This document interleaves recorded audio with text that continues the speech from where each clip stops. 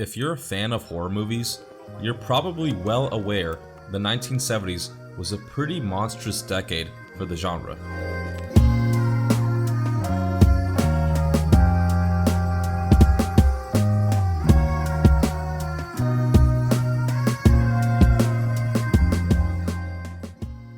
I mean, just looking at this decade, there's basically a classic for pretty much every year. The Exorcist, Jaws, and Alien are just to name a few, and it's insane to me because these films could not be more different from each other. In the 70s, there was an emphasis on originality and creativity. Lots of these films have this kind of indescribable atmosphere that you rarely see in other time periods, especially not from this god-awful Minecraft movie. I mean, seriously, what the fuck is that? You're cocked. While the 70s offered filmmakers lots of freedom to do what they wanted, things would begin to change by the end of the decade, specifically with the release of one movie. Excuse me, Oh, Laurie. Mr. Brackett, I'm sorry, Mr. Brackett. Oh, I didn't mean to startle you. That's all right. You know, it's Halloween. I guess everyone's entitled to one good scare, huh? John Carpenter's Halloween would release on October 25th, 1978. The plot, like many horror films, is really simple. There's a maniac in a mask stalking and slaying ditzy teenagers. A cliche by today's standards, but Halloween was the first to popularize the slasher subgenre of horror. Almost overnight, Halloween changed the trajectory of the horror genre, which leads me to the 80s. I've got 5, 4, 3, 2, 1. I've got a red pair of high heels on. Tumble me over, it doesn't take much. Tumble me over, tumble me push. My red high heels.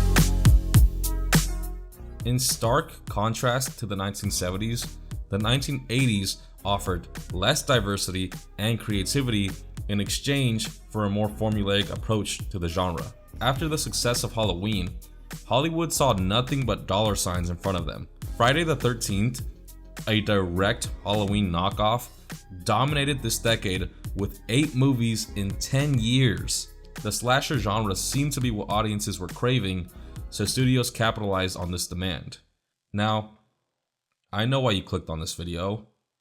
We're not here to talk about any of these fucking movies. We're here to talk about the one movie that didn't give a fuck about any of that stuff. The one movie that had the balls to be as original as possible. Let's talk about the movie that broke all the fucking rules. The Evil Dead.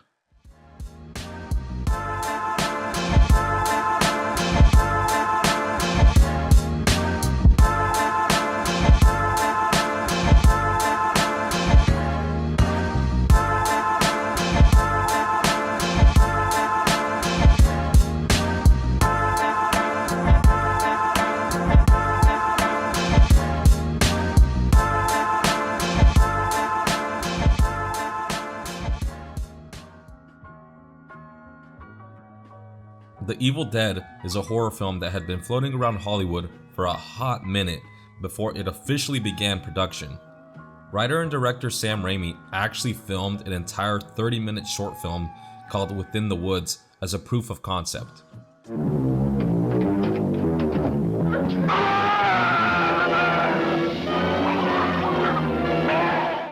Though Within the Woods is certainly choppy and rough around the edges, the short film did manage to build interest in the film, and Raimi eventually scrounged up a budget of $375,000, which is basically nothing in the movie world. It's like if I asked you to build me a Toyota RAV4 with only $2,000. With that kind of money, you're gonna have to get creative or possibly rob someone. Lloyd Haynes, who wrote a whole book on the Evil Dead, notes how everyone on set was expected to be in charge of several tasks that would go beyond their designated role. Additionally, the conditions of the shoot were like hell. Shot in Tennessee during the winter, the weather was abysmal and the crew had to work many long hours. One of the actresses, Ellen Sandweiss, recalls her experience on set. Quote, "I scraped the hell out of myself. Because everything was so low budget, everything really was an ordeal. We didn't really have to write anything. whether it was the right makeup or enough people to help with it. Those contacts in the eyes were really something. There was pain with makeup, pain with running through woods. Indeed, The Evil Dead was a grueling experience for everybody. Not only were the filming conditions really terrible, but for many members of the crew, this was their first movie. On paper, this thing was gonna be disastrous, but in 1981, The Evil Dead would make its debut to audiences.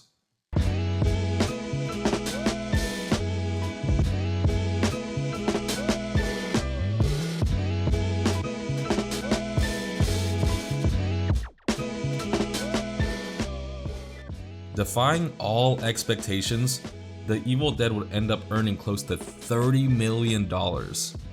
With a compelling marketing campaign, as well as a glowing review from Stephen King, The Evil Dead popped the fuck off. People from around the world were terrified of this movie. In fact, the film was pretty screwed in Britain. Those British bastards wouldn't allow for the film to be released on VHS until 1990. And they also cut like 3 minutes of the films.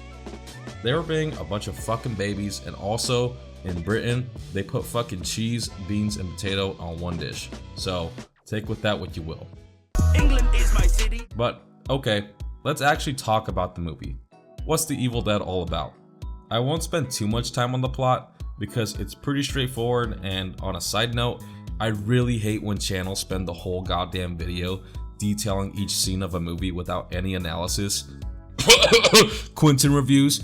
Like at that point, you might as well just watch the fucking movie. Like someone's gonna sit there and explain each scene. Like, okay. Anyways, The Evil Dead is about 5 teenagers who go off into the woods to vacation at a cabin. After they play this mysterious audio tape, all hell breaks loose. Demons and spirits are released, which eventually possess our cast members one by one. Ash, played by Bruce Campbell, is our sole survivor, and yeah, that's about it. Take notes, Quentin reviews. Okay, you know what? I'm sorry. I apologize. Okay? But can I give you one piece of advice? Okay, you're doing it wrong. I want to spend the rest of our time to explore what exactly makes The Evil Dead so effective, with consideration to when the film was released. As mentioned before, the 1980s was the slasher decade. Some typical tropes of the slasher genre, which I'm sure many of you are familiar with, include a powerful, supernatural villain, ditzy teenagers who indulge in drugs or sex, and finally, the final girl. I want to take a second and explore each one of these tropes and how Evil Dead actively rejects it. For starters, let's talk about the villain. In the 80s, the big three of the horror genre were Jason Voorhees of the Friday the 13th series, Freddy Krueger of the Nightmare on Elm Street series, and Michael Myers of the Halloween series. Quick question, of these three, who's Kendrick, who's J. Cole, and who's Drake?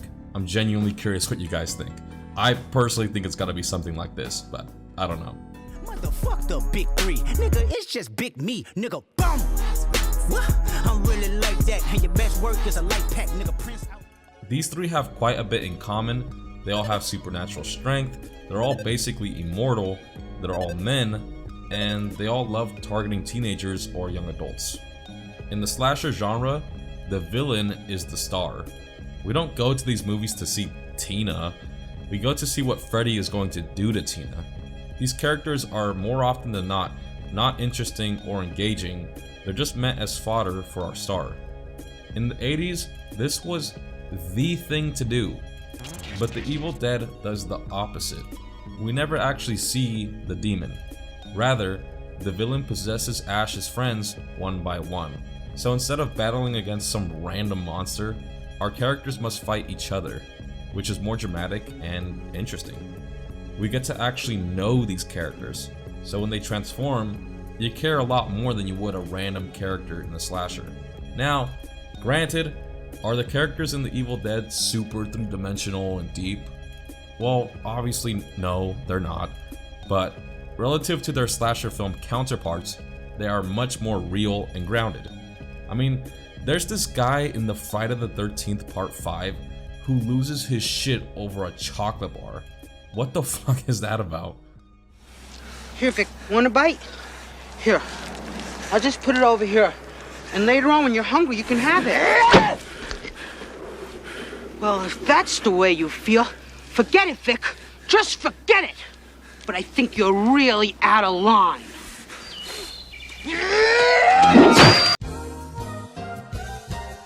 The lack of a tangible villain is an effective tool by Raimi that elevates the horror, as you never know what might happen. Clearly, he was interested in creating an immersive atmosphere instead of cheap kills, which worked very well.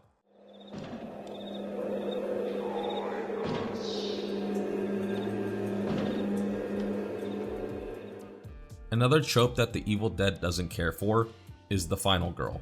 The final girl, as the name implies, is the last survivor after all of her friends have been slain. In Halloween, it's Laurie Strode. In Friday the 13th, it's Alice. And in Nightmare on Elm Street, it's Nancy. The final girl is usually the character who is the most responsible, level-headed, and virtuous. Now, this trope is often just kind of accepted in horror.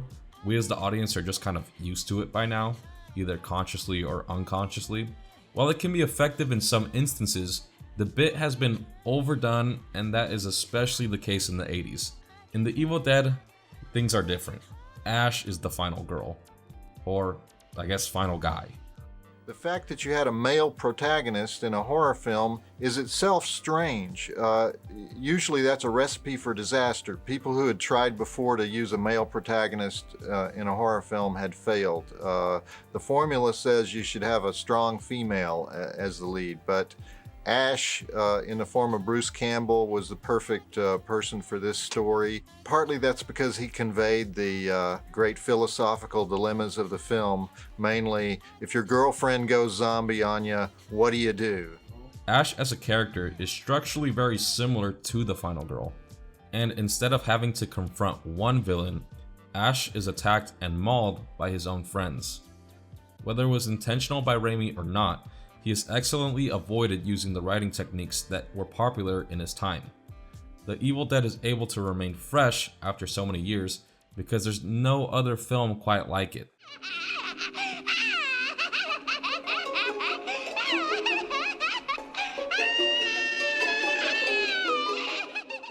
Before I wrap up, I do quickly want to touch on the camera work. I'm going to be very quick with this one because I've watched a handful of videos explaining The Evil Dead, and all of them, without fail, bring up the camera work. And to be fair, yeah, the camera work is fucking amazing. The horror genre is not well known for being particularly adventurous with its camera. In fact, I'd argue that camera work in horror is probably some of the least creative. It doesn't make it bad by any means, but generally speaking, the camera work in film rarely gets fancy. With that being said, The Evil Dead to this day has some of the most inspired moments in a horror movie I've ever seen. The opening sequence is genuinely a work of art. We get the POV of the demon coming after our characters, which is just so unique and interesting. It just invokes this feeling that our characters are powerless. They are nothing compared to this omnipresent force looming over them. It's brilliant. Across all 8 Friday the 13th movies of the 80s, there is not any camera work even half as ambitious as this. I'm dead fucking serious. Raimi was able to almost transcend the horror genre with this film. His style was just so unique, and there's really no other horror movie like this one. In a decade that was oversaturated as hell with lazy films, The Evil Dead remains one of the finest movies this decade.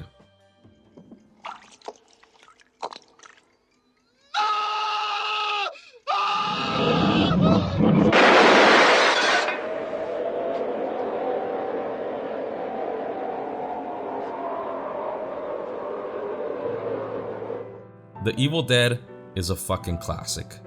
Let's just call it how it is. And that's because it did not care about the rules. The Evil Dead stands as one of the greats, and it's for good reason.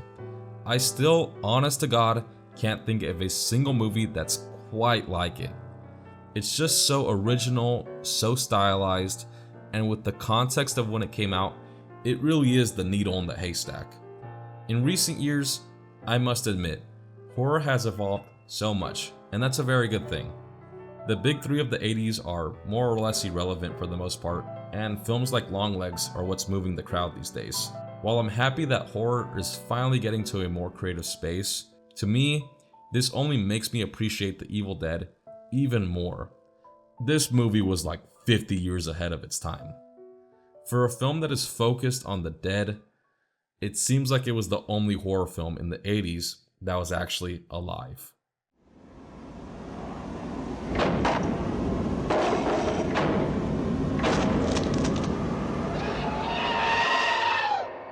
내가 맘에 들었나? 자 그럼 다가와 그냥 멍하니 쳐다보지 말고 사랑해줄래? 나만 봐줄래? No no no no 내게 푹 빠져들 거 내가 맘에 들었나? 자 그럼 다가와 그냥 멍하니 쳐다보지 말고 사랑해줄래? 나만 봐줄래? No no no no 내게 푹 Breakfast like all day, lunches like all day, dinners like all day. You are my parfait.